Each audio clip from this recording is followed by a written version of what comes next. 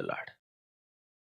Sukhavasane tvidameva saram, dukkhavasane tvidameva geyam, dehavasane tvidameva japyam, Govinda Damodara Madhaveti.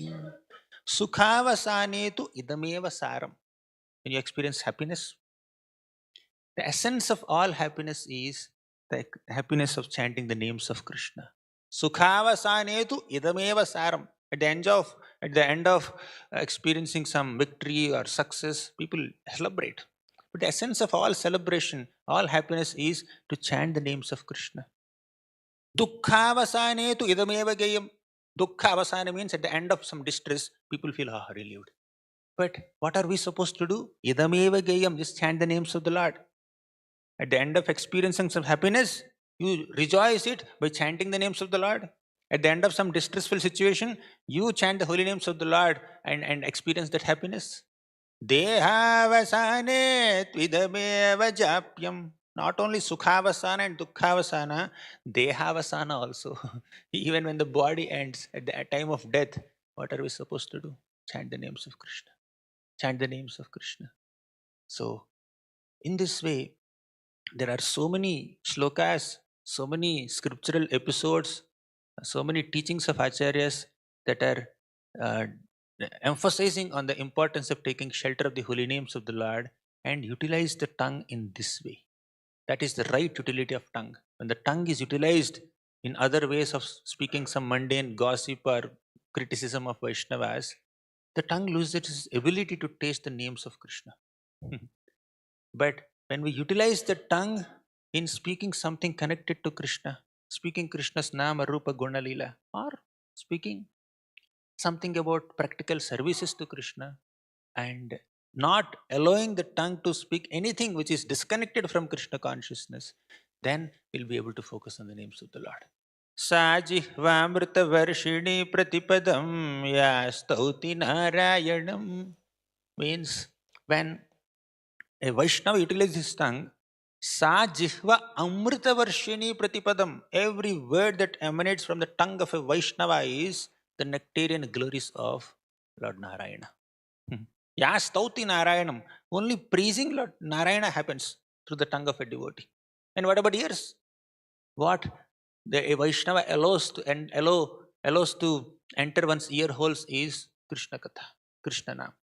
So when we prioritize utilizing our tongues, utilizing our ears in hearing about the Lord and chanting the names of the Lord, not only during the Japa time, but throughout the day also, when we positively channelize our tongue's energy and ears' energy towards Krishna, then Japa can be more effective. Yesterday we were discussing 6 keys to chant effective Japa.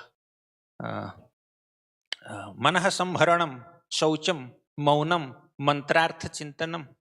So in this, maunam is one important key. Yesterday we discussed about manasamharanam. Whenever the mind wanders here and there, try to pull it back. Our attentiveness in sadhaka stage is our attempt to bring the mind back wherever it wanders. That's the first key. Manaha samharanam. Shaucham, being clean physically and internally. That is second. So when we are chanting without taking a bath, Japa is of certain quality. When we chant by taking a bath, it has certain quality. When we chant by holding some grudge in the heart, Japa has certain quality. When we chant with a clean heart, without any grudge, without any negativity, without any bitterness, then the Japa has certain quality. So Shaucham is recommended. Manaha samharanam, Shaucham. Third is Maunam. Maunam means silence. Silence is not absolute silence. Here silence is to not utilize the tongue to speak anything mundane, but to channelize the energy of the tongue, activity of the tongue, to speak something connected to Krishna. That is Maunam. Fourth is Mantrartha Chintanam. When we are chanting, let us also meditate on the meaning of the mantra. What am I doing while chanting? Hare Krishna, Krishna Krishna, Hare Hare. I am begging for service. Oh Radharani, oh Krishna, please engage me in your seva. That's prayer. So we need to meditate on the meaning time to time. Otherwise, we are a little lost. Somehow chanting is happening, 16 notes are there, counting is there, but we are not meditating on the meaning. That's the fourth key. Manaha samharanam, shaucham, maunam, mantrartha chintanam. Fifth is avyagratvam. Sixth is anirveda. Fifth key, either avyagratvam means not being in a haste to finish the rounds. Oh, Darshanath is at 7 o'clock. I have 2 more rounds left. Now it's 6:53. 7 minutes, 2 rounds. Let's finish. So before Darshanathi, we are ready with finishing 16 rounds. So sometimes we may chant in haste to finish the rounds, but don't be in a haste. That is avyagratam. Be patient. Give whatever time is required to complete that round and utter the names at your own natural pace. Some chant fast, sometimes some people chant slow, but whatever is your natural pace, stick to that and give it that time. Not be in a haste to finish. Then last sixth key is anirveda. Means nirveda means disappointment. Anirveda means no disappointment. Although you are not experiencing Krishna Prema despite chanting 10 years or 20 years, don't feel disappointed. Don't feel discouraged. Don't feel bad that we are not experiencing the results of the holy name or ecstasies in chanting. Just continue our duty of chanting sincerely. Krishna will reveal. Krishna will bestow that ecstasy that we deserve to experience to the degree we chant sincerely as sadhakas. So these are the 6 keys of this maunam. We are emphasizing on maunam today. Means we need to be silent when it comes to criticizing Vaishnavas or speaking some mundane subject matters.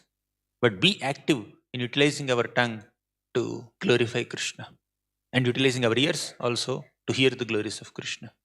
Thank you very much. Hare Krishna. Srila Prabhupada.